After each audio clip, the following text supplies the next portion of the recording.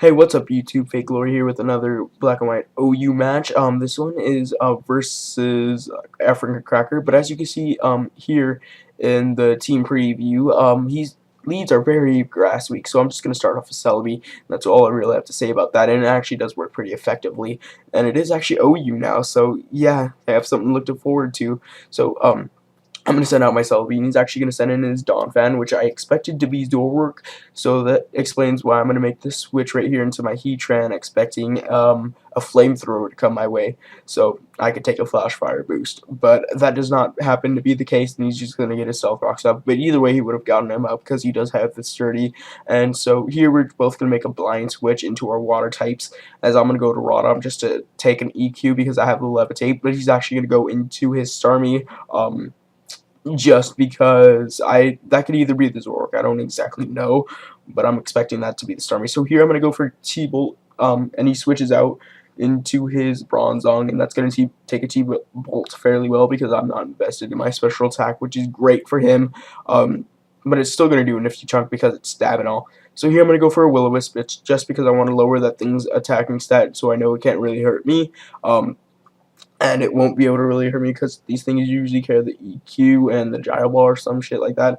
But he's going to go for Toxic, and I could really bring this back upon him in the form of a Pain Split, so I'm not worried about that at all. So here I'm just going to whittle him down with a Hydro Pump. Want to see how much damage that'll probably do.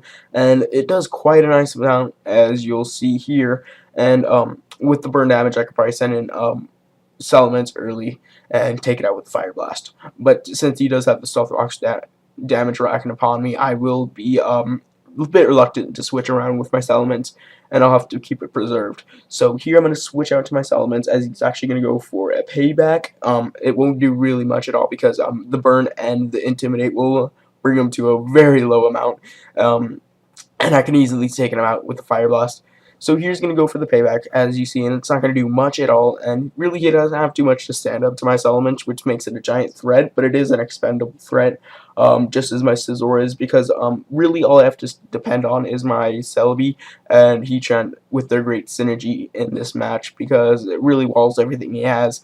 But that's all I really have to say, and I'm going to be about half after Stealth Rocks and Life Orb and stuff. And he's going to go into Starmie, and it's actually the Zork in disguise, but I do expect it to be Starmie, and I'm going to go for Heatran just because he's probably going to go for the Ice Beam instead of any water move. So he's actually going to go for Night Daze here, seeing as it is the Zork, and he's going to get that Greasy Drop, which isn't that helpful for me, but it is okay because I can actually Earth Power here, which I do believe, and he's going to go for a U-turn just to get some extra damage, which tells me that he doesn't have Focus Blast because he would have used it by now probably.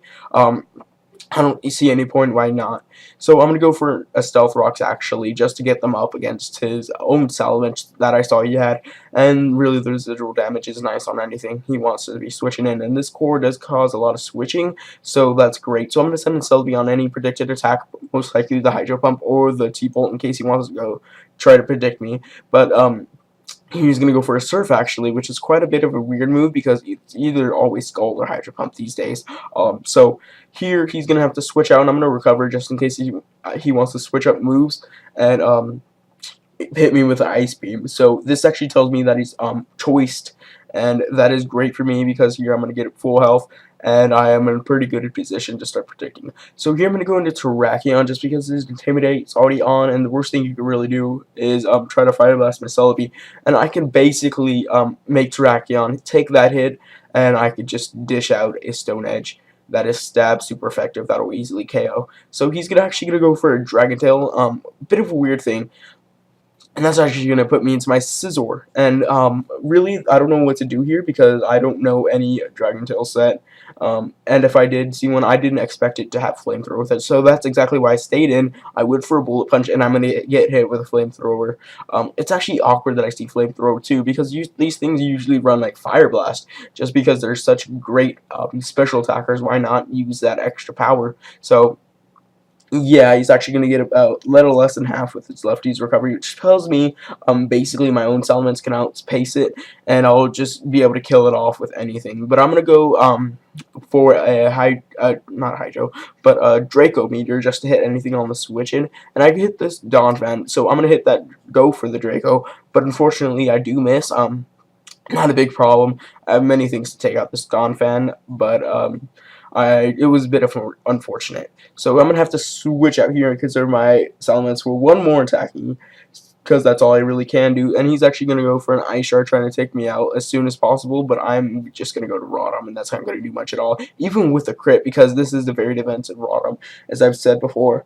I could Pain Split here, but I'd rather not. So I'm just gonna go for a Hydro Pump, I do believe, and he's gonna send in his Starmie, which is a-okay because I can really just dish out anything I want on this poke, which is not a problem. Sorry there.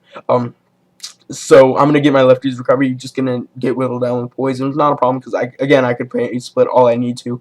So I'm gonna have to switch out, and I'm gonna go into my own Celebi just to completely tank any hit he wants to send my way. And he's actually gonna go for a T-Bolt, trying to hit my Rotom for neutral, but that is not gonna work out the best for him because my Celebi does all the shit out of him. So he's gonna have to switch out, and I'm just gonna go for I'm gonna switch out myself just to wall the Salamence and to get mine in safely. So basically, we're both in a men's versus state.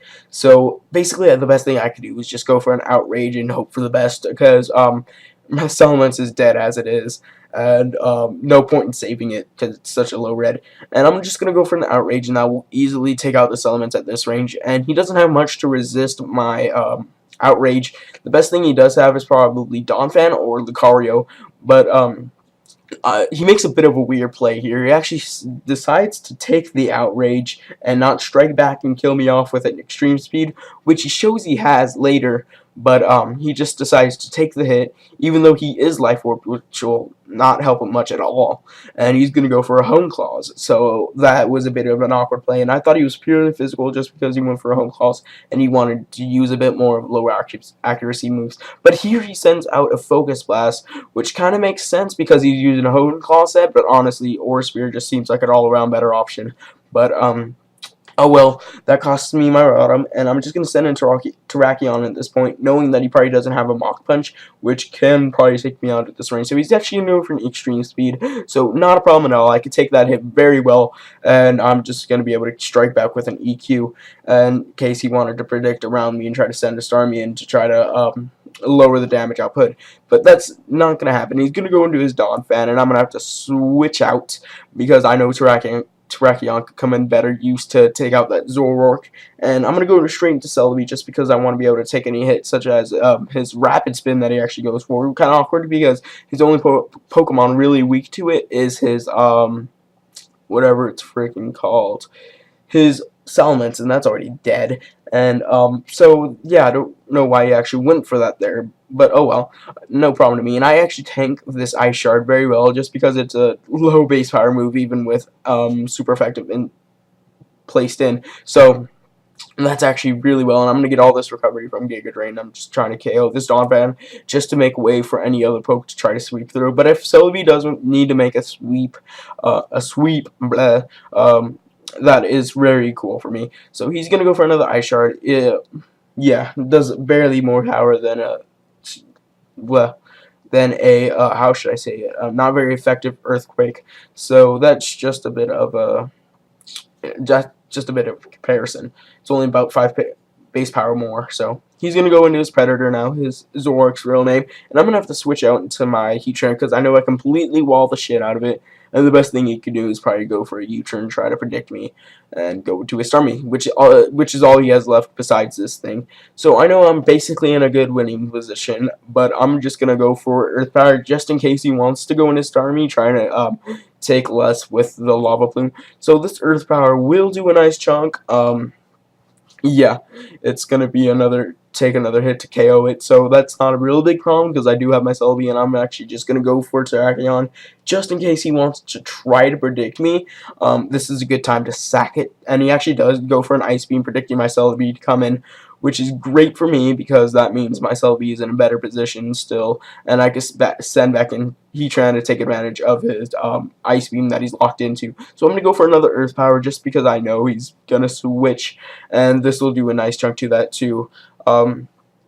So basically, either way, his pokes are dead because they're both under half, and I still have my Celebi just in case something happens to Heatran. So he's gonna go for a Night Daze, and that's not gonna do much at all, but it is gonna get the accuracy drop.